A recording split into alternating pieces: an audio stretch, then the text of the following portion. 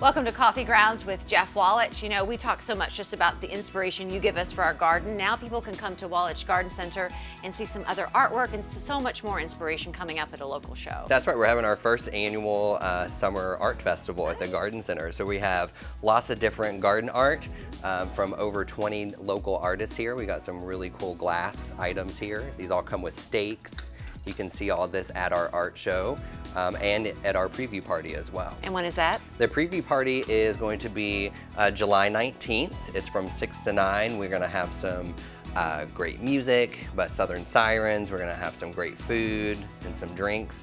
And then you can also get to meet all the local artists as well. And buy some wonderful items as well. A lot of people love to kind of expand their butterfly gardens, and these bird baths really add a nice These touch. are great bird bath tops or butterfly puddlers here.